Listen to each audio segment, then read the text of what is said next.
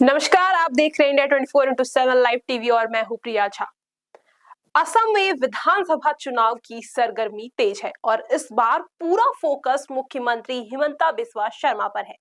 सत्ताधारी भारतीय जनता पार्टी उनकी अगुवाई में जीत की हैट्रिक का दावा कर रही है, लेकिन इस चेहरे के पीछे एक लंबा और दिलचस्प राजनीतिक सफर छुपा है, जो छात्र राजनीति से शुरू होकर पूर्वोत्तर की सियासत की धुरी बनने तक पहुंचता है।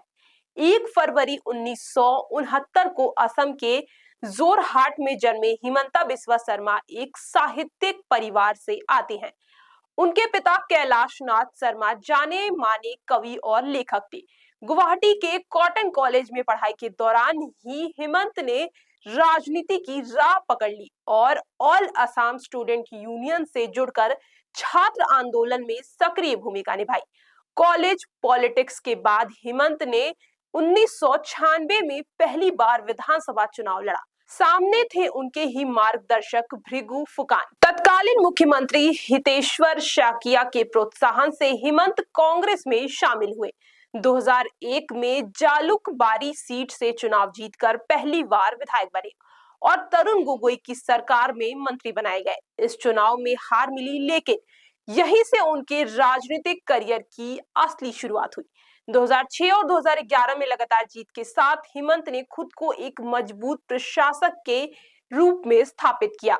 स्वास्थ्य, शिक्षा और वित्त जैसे अहम विभाग संभालते हुए उन्होंने मेडिकल कॉलेज खोलने, शिक्षा सुधार और भर्ती प्रक्रिया में बदलाव जैसे फैसले लिए। धीरे धीरे वह असम कांग्रेस का बड़ा चेहरा बन गए। 2012 के बाद हालात बदले जब गौरव गोगोई राजनीति में आए। इसके बाद हिमंत और मुख्यमंत्री तरुण गोगोई के बीच मतभेद बढ़ते गए।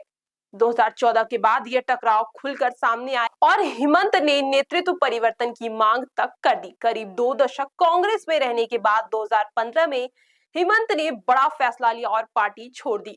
नई दिल्ली में अमित शाह की मौजूदगी में उन्होंने बीजेपी का दामन थाम लिया। यहीं से उनके करियर का नया अध्याय शुरू हुआ। बीजेपी में आने के बाद हिमंत को नॉर्थ ईस्ट डेमोक्रेटिक अलायंस का संयोजक बनाया गया। उनकी रणनीति के चलते अरुणाचल प्रदेश, मणिपुर और त्रिपुरा जैसे राज्यों में बीजेपी को सफलता मिली। पूर्वोत्तर में पार्टी की जड़ें मजबूत हुई और हिमंत एक बड़े रणनीतिकार के रूप में उभरे।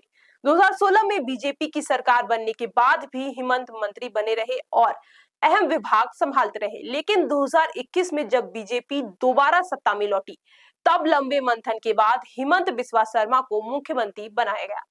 इसके बाद से वह असम की राजनीति का सबसे प्रभावशाली चेहरा बन गए। छात्र राजनीति से लेकर सत्ता के शिखर तक यह सफर बताता है कि हिमंत बिस्वा शर्मा सिर्फ एक नेता नहीं, बल्कि पूर्वोत्तर की राजनीति के सबसे बड़े राजनीतिकारों में से एक है। अब सवाल यही है, क्या उनकी अगुवाई में बीजेपी असम में जीत की हैट्रिक लगा पाएगी या इस बार चुनावी तस्वीरें बदलेगी?